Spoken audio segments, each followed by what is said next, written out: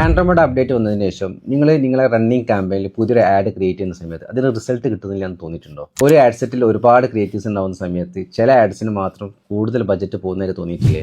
കാരണം സിമ്പിളാണ്. മെറ്റ കൂടുതൽ നന്നായിട്ട് പെർഫോം ചെയ്യുന്ന ആഡ്സിലേക്ക് കൂടുതൽ ബഡ്ജറ്റ് സ്പെൻഡ് ചെയ്യും. ഇതൊരു ബഗ്ഗൊന്നുമല്ല കേട്ടോ, അൽഗോരിതം അങ്ങനെയാണ് വർക്ക് ചെയ്യുന്നത്. പക്ഷേ ഇക്കാരണത്താൽ നമ്മൾ പുതുതായിട്ട് ആഡ് ചെയ്യുന്ന ക്രിയേറ്റീവ്സിന് ഇംപ്രഷൻ കിട്ടാതെ പോരതല്ലോ.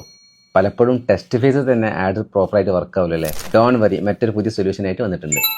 Push delivery to this ad. ഇതാണ് പുതിയ അപ്ഡേറ്റ്. ഇതുവഴി നമുക്ക് സ്പെസിഫിക് ആഡ്സിലേക്ക് അല്ലെങ്കിൽ നമ്മൾ പുതുതായിട്ട് ആഡ് ചെയ്യുന്ന ക്രിയേറ്റീവ്സിലേക്ക് നമുക്ക് എന്ത് ചെയ്യാൻ പറ്റും, ടോട്ടൽ ബഡ്ജറ്റിൻ്റെ ഒരു പർട്ടിക്കുലർ പെർസെൻറ്റേജ് നമുക്ക് എന്ത് ചെയ്യാൻ പറ്റും, സെറ്റ് ചെയ്യാൻ വേണ്ടി പറ്റും. അപ്പോൾ അതിന് നല്ല റീച്ച് കിട്ടും, നമുക്ക് റിസൾട്ടും കിട്ടും.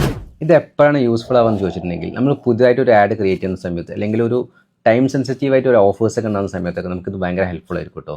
എസ്പെഷ്യലി നല്ല ക്രിയേറ്റീവ്സിന് റീച്ച് കിട്ടാതിരിക്കുന്ന സമയത്തൊക്കെ നമുക്കിത് പുഷ് ചെയ്യാൻ വേണ്ടി പറ്റും. പക്ഷേ ഒരു കാര്യം, ക്രിയേറ്റീവ്സ് വീക്കാണെങ്കിൽ ഇതൊന്നും വർക്കാവില്ല കേട്ടോ. നമ്മളെ അവസ്ഥ മനസ്സിലാക്കിയിട്ടാണ് തോന്നുന്നു മെറ്റ ഈ ഒരു അപ്ഡേറ്റ് വന്നത്. എനിവേ റിസൾട്ട് ഇല്ലാന്ന് കരുതിയിട്ട് ആഡ് സ്റ്റോപ്പ് ചെയ്യാൻ നിൽക്കണ്ട, ഇതൊന്ന് ട്രൈ ചെയ്ത് നോക്കൂ കേട്ടോ. Happy marketing.